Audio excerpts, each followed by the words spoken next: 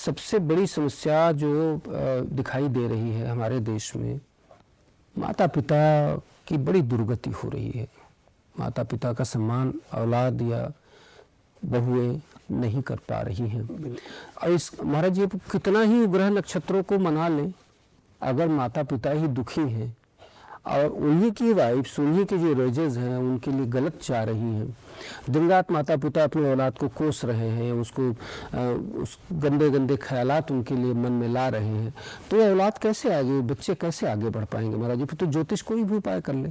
महाराज जी, इसका ज्योतिष का और रिश्तों का क्या संपर्क है, संबंध है? बहुत सुंदर प्रश्न है आपका। जितने भी रिश्ते हैं वो ज्योतिष और ग्रह वो सारे घर से ही रिलेटिव। अगर माता को देखा जाए तो 2 ग्रह, 9 ग्रहों में 2 प्रत्यक्ष ग्रह है, सूर्य, दूसरा चंद्र। और सूर्य जो घर के पिता है वो सूर्य है, ये साक्षात है। पिता को सूर्य का दर्जा है और माता को चंद्रमा का।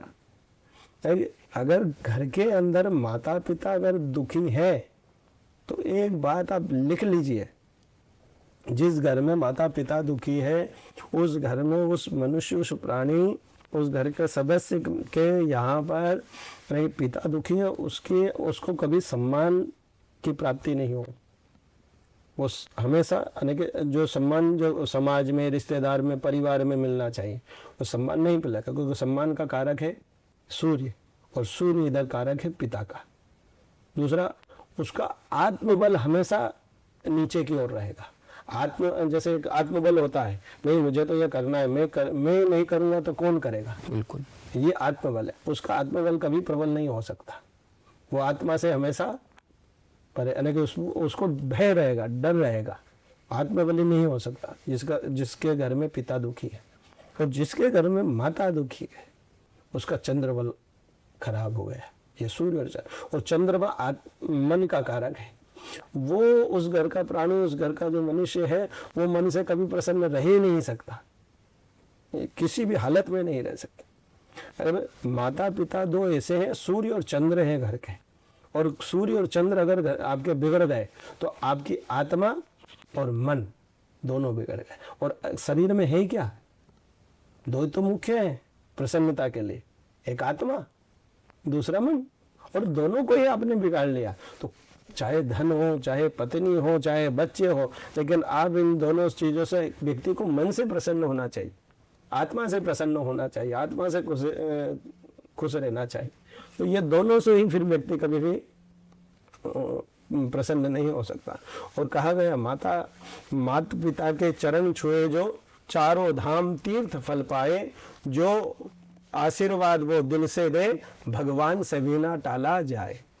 एक माता पिता की जिसने सेवा कर ली और माता पिता ने जिस बच्चे को आशीर्वाद दे दी है, समझना कि अगर भगवान ने भी उसके किस्मत में, उसके नसीब में कुछ गलत लिखा हुआ हो तो वो अगर पलटने वाला कोई किसी में सामर्थ्य है तो वो माता पिता के आशीर्वाद में।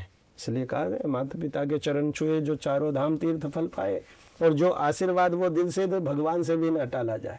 अगर माता पिता ने अगर आशीर्वाद दे दिया तो उस लिखे हुए को भी बदला जा सकता है। ये माता पिता के आशीर्वाद में हो सकते हैं। तो हर घर में माता पिता, मनुष्य का धर्म है, पहला गुरु ही है माता। बिल्कुल, मनुष्य का, हर प्राणी का पहला गुरु माता है, दूसरा गुरु है पिता, और तीसरा गुरु है जिनसे शिक्षा ली है, दीक्षा ली है, जिन्होंने कान में मंत्र फूका। अगर आपने आपके गुरु को ही संतुष्ट नहीं कर पाए, गुरु को ही प्रसन्न नहीं कर पाए, गुरु को प्रणाम नहीं कर पाए, तो धिक्कार है ऐसे जीवन को, धिक्कार है ऐसे मनुष्य को, कि जिनके कारण तुम इस धरती पर चल रहे हो, फिर रहे हो, खा रहे हो, पी रहे हो, पढ़ रहे हो, लिख रहे हो, जिस उनके आशीर्वाद से, उनके पढ़ाने लिखाने से, उनके देने से तुम इस योग्य बने हो। उनका भगवान कृष्ण कहते हैं, माँ यशोदा, मैं ऐसे 7 जन्म ले लूँ ना, 1000 जन्म ले लूँ, तब भी मैं आपके इस ऋण से उऋण नहीं हो सकता। ऐसे माता पिता का ऋण कभी कोई खरबों रुपए बिछोड़े दे ना जमीन पर माता पिता के, तो भी उनके ऋण से कभी उऋण नहीं हुआ जा सकता। महाराज जी, अक्सर ये देखा जाता है कि जो बच्चा मम्मी बॉय होता है तो माँ के साथ चिपका रहने वाला एक बालक, माँ के हर कदम को देखने वाला, माँ के इशारों को समझने वाला वो बच्चा बड़ा होता है, विवाह होता है। तो विवाह के बाद की ऐसी क्या परिस्थिति होती है, इसको ज्योतिषी उपाय से मैं आपसे पूछ रहा हूं। ऐसा क्या हो जाता है कि बहू के आने के बाद ही बच्चे में परिवर्तन आते हैं और उसके बाद वो सामंजस्य, माँ और पत्नी के बीच में वो सामंजस्य नहीं बना पाता। इसका क्या कारण है और ज्योतिष में इसका क्या उपाय है? जो घर में एक तो इसका कारण थोड़ा सा मैं इसको अध्यात्म में भी लेकर कर जाऊंगा ज्योतिष से। कहीं ना कहीं संस्कार का भी कारण आता है मेरी दृष्टि से, क्योंकि व्यक्ति एकदम से बदल जाए ये, क्योंकि जब तक हमने, या तो फिर उस घर में यह हुआ कि उन्होंने माता पिता की सेवा नहीं की, या फिर माता पिता की सेवा की तो वो संस्कार वहाँ नहीं दे पाए, वहाँ पहुँचा नहीं पाए, या फिर कोई कोई बालक ऐसा रहता है कि उन्होंने उनको एकांत या अकेले में ही, क्या हमें तो अकेले ही रहना है। ये क्या आज इस समय की सबसे बड़ी एक विडंबना हो रही है। विडंबना ये हो रही है कि हर व्यक्ति क्या चाह रहा है कि बस मैं रहूं और मेरी पत्नी रहे, मेरे बच्चे रहे, स्वतंत्र। अब वो स्वतंत्र क्यों होना चाह रहे हैं? क्योंकि उन्होंने शौक ऐसे कर लिए कि माता पिता के सामने वो शौक पूरे नहीं कर, इसलिए वो स्वतंत्र होना चाह रहे हैं ताकि उनकी मर्जी का घूम सके, मर्जी का खा सके, मर्जी का पी सके, चाहे रात को मर्जी से सो सके, सारी चीजें, वो स्वतंत्रता।